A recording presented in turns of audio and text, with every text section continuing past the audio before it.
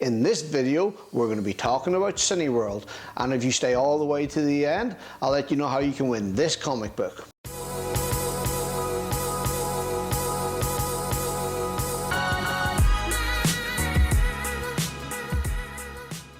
Welcome to the Glengad Investor. If we're meeting for the first time, my name's Liam. If you just care about the result, unfortunately Cineworld just fell short. But if you want to find out where and why, keep watching to the end of this video. If you like this type of content, go ahead and hit that subscribe button.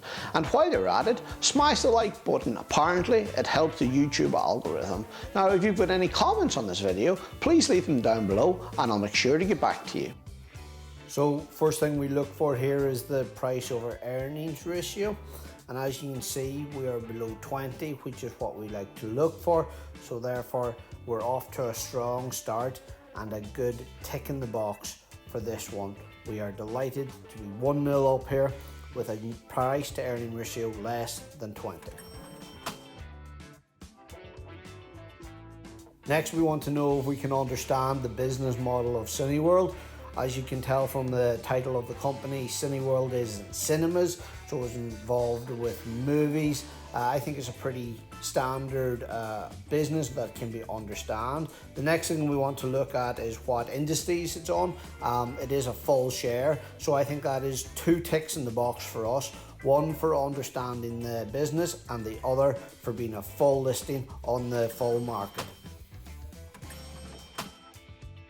Right away next, we want to be looking at the performance of the Cineworld over the last year, or particularly since COVID hit. As you can see, it's on a nice upward trajectory, so therefore we're happy with that performance. As of late, we have recognized that its performance has got slightly better, so it is increasing much more.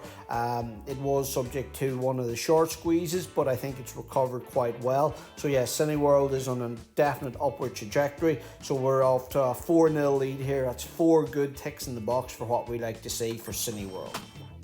Next, we want to be looking at the performance of the share over 3, 5 and 10 years. As you can see, 3 is pretty poor, quite a downward slope. Again, 5 is pretty poor with a downward slope. 10, slightly up, I would say more flat. But yeah, the performance over 3, 5 and 10 years is not fantastic. So unfortunately, this is our first negative mark against the company in Cineworld.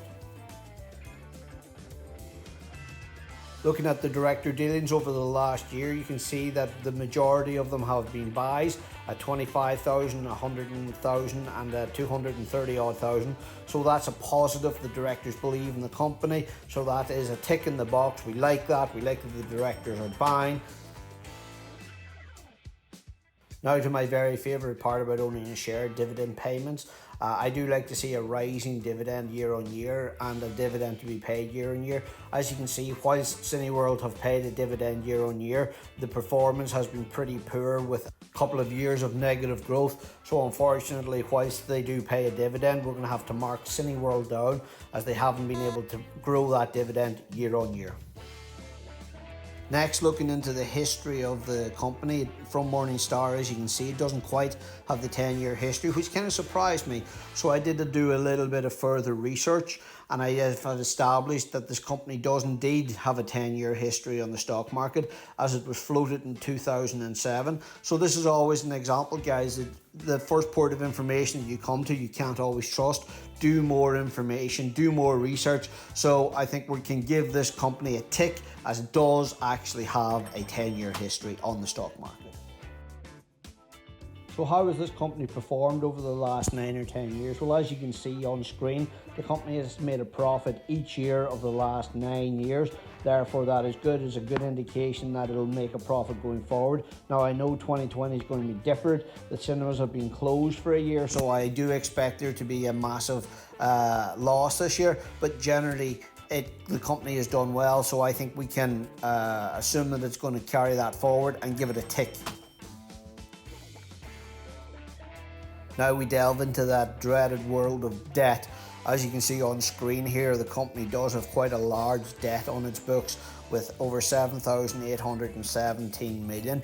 I doubt very much that when this is compared to the profit that it made in 2019, that it'll be less than 3 times. So just delving into that calculation now, the company made 212 million, multiply that by 3, that's 636 million. So therefore it is way outside the 3 times the debt, and therefore it's a negative mark on the company. So moving on to our last fundamental criterion here is the market capitalization less than 15 times the last recorded profit. As we can remember from the financials, the profit of the company was 212 million. So just doing that calculation now, you've got 212 times that by the 15 years. And the answer is 3.18 billion. As the company is less or just over 1 billion, we do fit within that criterion, and therefore that it is satisfied. Now, as we've come to the end of the video, unfortunately Cineworld just falls short of our criterion, which means we won't be including it within our fund to compare against an index tracker. Now, if I've made any mistakes or if you disagree with anything I've said, please leave it in the comments down below and I'll make sure to get back to you. At the start of this video, I promised you could win this comic book. To do that, all you have to do is subscribe to the channel, like the video, and comment down below 007. It is Cineworld after all. And congratulations to Ashton, who was the winner of this comic book. I'll be in touch very soon with how we can get this delivered to you.